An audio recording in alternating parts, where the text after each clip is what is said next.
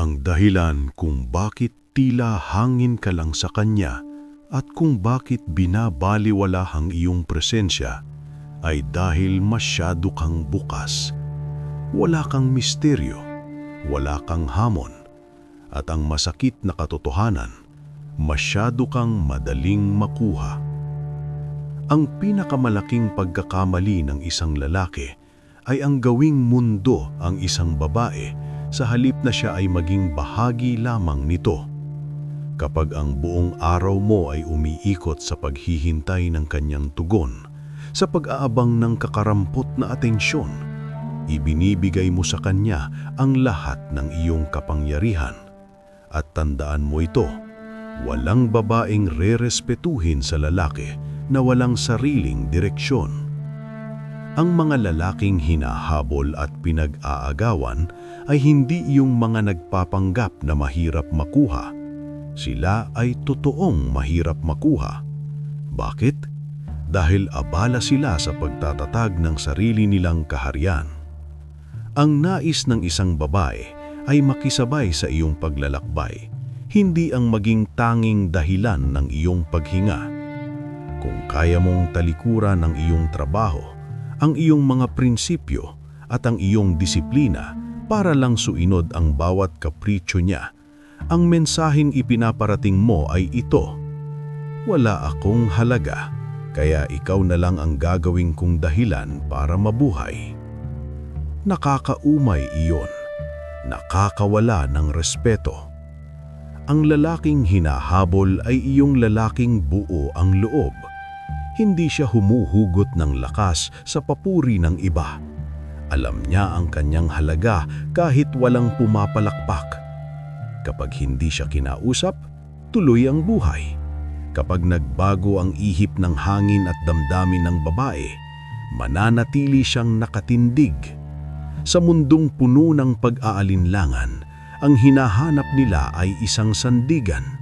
Isang lalaking parang bato sa gitna ng maalon na dagat, hindi natitinag, hindi natutumba, at hindi nagpapadala sa emosyon.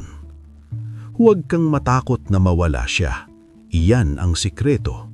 Sa oras na handa kang tumalikod dahil hindi na ito akma sa iyong mga pamantayan, iyon mismong oras na matatakot siyang mawala ka. Itigil mo ang paghahabol ng paru-paro. Simulan mong ayusin at pagandahin ng iyong hardin. Kapag matibay ka na, sa isip, sa salapi, at sa katawan, hindi mo na kailangang mamilit. Sila na mismo ang magpupumilit na pumasok sa iyong mundo. Itaas mo ang iyong noo, ayusin mo ang iyong tindig. Maging lalaki ka na karapat-dapat hangain, hindi isang lalaking namamalimos ng pagtingin. Huwag mong isipin na ang pagiging mailap ay isang laro. Ang tunay na kapangyarihan ng isang lalaki ay hindi nagmumula sa kanyang mga salita, kundi sa kanyang katahimikan at sa bigat ng kanyang presensya. Maraming lalaki ang nag-aakala na ang pag-ibig ay isang negosyasyon kung saan kailangan mong ibigay ang lahat para lamang mahalin ka pabalik. Mali ka, Ginoo. Ang pag-ibig ay hindi nakukuha sa pagsusumamo. Ang atraksyon ay bunga ng iyong kagitingan. Kapag nakikita ng isang babae na kaya mong mabuhay ng mag-isa, na kaya mong maging maligaya ng walang sinasandalan, doon ka nagiging katangi-tangi sa kanyang paningin. Ang lalaking hinahabol ay hindi yung laging tumatawag. Siya ay yung lalaking may mahalagang ginagawa sa buhay, kaya wala siyang oras para sa walang saysay na daldalan. Mayroon siyang misyon, mayroon siyang layunin na mas mataas pa sa kanyang sariling kapakanan. Kapag ang isang lalaki ay may itinding disiplina sa kanyang katawan at talino, ang kanyang bango ay hindi nanggagaling sa bote ng pabango. Ito ay nanggagaling sa tagumpay at determinasyon. Tandaan mo ito, ang babae ay parang anino. Kapag hinabol mo, lalayuan ka. Pero kapag tinalikuran mo at lumakad ka patungo sa iyong liwanag, kusa siyang susunod sa iyo. Huwag mong limitahan ng iyong sarili sa pagiging mabait. Maging mabuting lalaki ka na may pangil, yung may kakayahang lumaban at manindigan pero pinipiling maging mahinahon. Ang tunay na lalaking hinahangaan ay hindi yung nagpapa-impress. Siya yung lalaking sapat na ang sarili niyang kumpanya. Hindi siya takot sa kalungkutan dahil ang kalungkutan ay ginagawa niyang sandata para makapag-isip at makalikha. Kapag nararamdaman ng isang babae na hindi mo siya kailangan para mabuo ang pagkatao mo, doon ka lalong magpupumilit na maging bahagi ng iyong tagumpay. Huwag mong itanong kung bakit hindi ka niya pinipili. Itanong mo sa sarili mo, ako ba ang tipo ng lalaki na karapat-dapat piliin? Kung ang sagot mo ay hindi, bumalik ka sa iyong lungga, magpanday ka ng iyong lakas, mag-aral ka, magsumikap ka hanggang sa ang dati mong sana ay maging akin na. Huwag kang maging opsyon, maging ikaw ang tanging prioridad dahil alam mong wala kang katulad. Ang lalaking may prinsipyo ay mas mahal pa sa ginto, at ang ginto kahilanman ay hindi humahabol sa mamimili. Ang mamimili ang naghahanap sa ginto. Ang pinakamataas na antas ng atraksyon ay hindi nakukuha sa pananamit, sa ganda ng sasakyan o sa tamis ng iyong mga salita. Ang tunay na magnetismo ay nagmumula sa iyong otoridad sa sarili mong buhay. Ang lalaking hinahabol-habol ay ang lalaking handang bitawan ang anumang bagay na hindi nagbibigay ng respeto sa kanyang pagkatao. Maraming lalaki ang takot na magtakda ng hangganan o boundaries. Natatakot silang magsalita ng hindi dahil baka iwanan sila. Pero ang totoo, ang lalaking walang kakayahang tumanggi ay isang lalaking walang kapangyarihan. Kapag wala kang hangganan, para kang isang lupain na walang bakod. Kahit sino ay pwedeng pumasok, kumuha ng gusto nila at tapak-tapakan ka pagkatapos. Ngulit ang lalaking may matibay na paninindigan, ang lalaking nagsasabing, ito ang aking prinsipyo at kung hindi mo ito kayang irespeto, malaya kang umalis, ay ang lalaking hindi malilimutan. Bakit? Dahil ang katapatan sa sarili ay bihirang hiyas sa mundong ito. Ang isang babae, sa kaibuturan ng kanyang pagkatao, ay naghahanap ng isang pinuno. Hindi isang diktador, kundi isang lalaking kayang mag-navigate sa bagyo nang hindi nanginginig ang mga tuhod. Kung ikaw ay madaling mauto, madaling mapasunod, at laging nakadepende ang iyong mood sa text niya, paano kanya pagkakatiwalaan na kaya mong protektahan ang inyong kinabukasan? Ang kailangan mo ay ang tinatawag na outcome independence. Ito ay ang kalagayan ng isipan kung saan kahit anong mangyari, makuha mo man siya o hindi, mahalin ka man niya o iwanan, ay mananatiling buo ang iyong loob. Hindi ka mawawasak dahil lamang sa isang pagtanggi. Kapag nakita ng isang babae na ang iyong kaligayahan ay hindi nakatali sa kanyang mga kamay, doon siya magsisimulang magtaka. Magiging interesado siya. Itatanong niya sa kanyang sarili, ano ang mayroon sa lalaking ito na tila hindi niya ako kailangan para maging masaya? At ang kuryosidad na iyon ang mitsa ng matinding paghahabol. Huwag mong uubusin ang iyong lakas sa pag-iisip kung paano ka magugustuhan ng iba. Gamitin mo bawat patak ng iyong pawis sa iyong sariling pag-unlad. Panuurin mo ang iyong sarili na maging mas malakas sa gym. Damhin mo ang talas ng iyong isip sa pagbabasa at pag-aaral ng negosyo. Lasapin mo ang tagumpay ng bawat proyektong tinatapos mo. Ang lalaking abala sa pagbuo ng kanyang legacy ay hindi na kailangang maghanap ng pansin. Ang pansin mismo ang maghahanap sa kanya. Isipin mo ang isang leyon. Ang leyon ay hindi nagpapaliwanag kung bakit siya ang hari ng kagubatan. Hindi siya nagmamakaawa sa ibang hayop na kilalanin siya. Naglalakad siya ng may dahan, may bigat at may katiyakan. Ganyan dapat ang iyong tindig. Ang iyong oras ay ginto.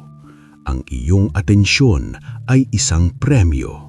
Huwag mong ipamigay ng libre sa mga taong hindi marunong magpahalaga. Sa dulo ng lahat, ang pagiging lalaking hinahabol-habol ay hindi tungkol sa mga babae. Ito ay tungkol sa relasyon mo sa iyong sarili. Kapag naging lalaki ka na, narerespetuhin mo kahit na ikaw lang ang nakatitig sa salamin, doon magsisimula ang tunay na mahika. Ang mundo ay isang salamin. Kung ano ang tingin mo sa iyong sarili, iyon din ang ituturing ng mundo sa iyo.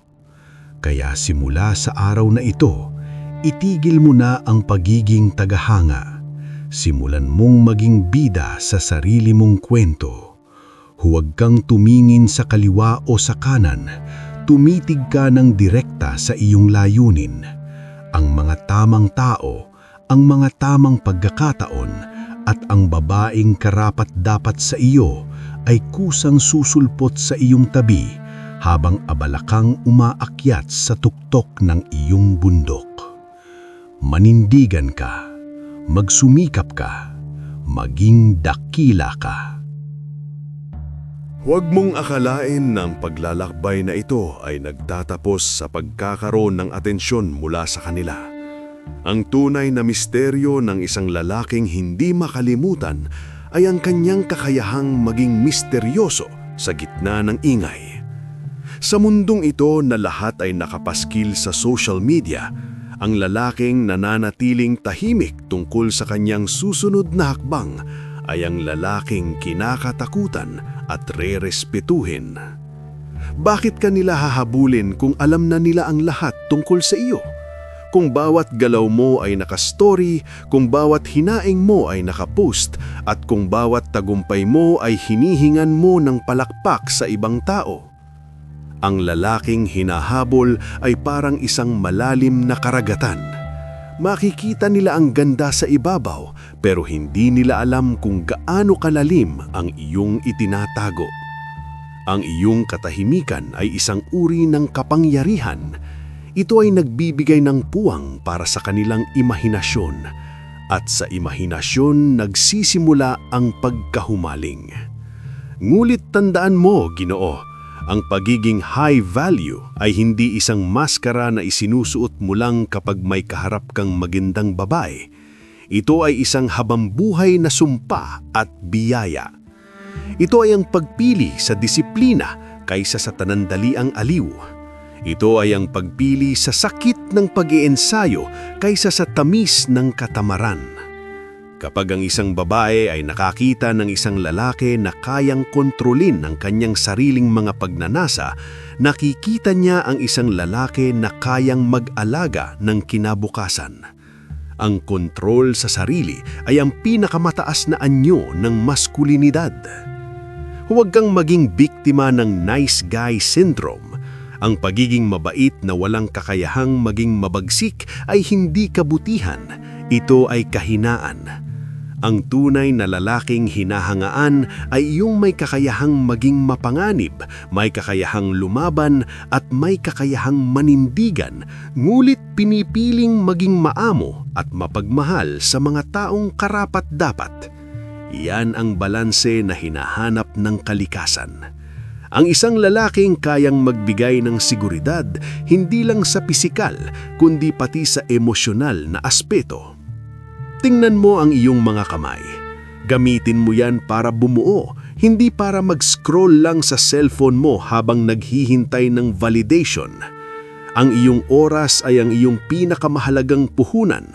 Ang bawat minuto na ginugugol mo sa pag-iisip sa kanya ay minutong ninanakaw mo sa iyong hinaharap. Baligtarin mo ang laro. Hayaan mong siya ang mag-isip kung nasaan ka. Hayaan mong siya ang magtanong kung ano ang pinagkakaabalahan mo. Hindi dahil sa naglalaro ka, kundi dahil talagang mayroon kang ginagawa na mas mahalaga kaysa sa pakikipag-chat. Ang tunay na alpha ay hindi kailangang sumigaw na siya ay alpha. Ang kanyang presensya ang nagsasalita para sa kanya. Ang kanyang mga mata ay hindi gumagalaw sa paghahanap ng atensyon.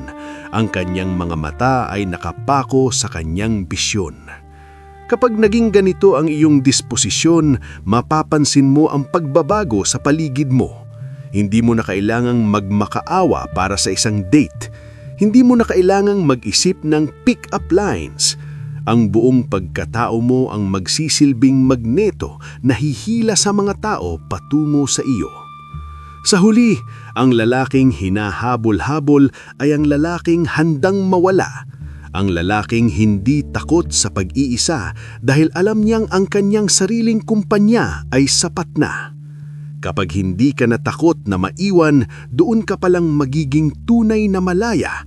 At ang kalayaang iyan ay ang pinakakaakit-akit na katangian na maaaring magkaroon ang isang tao.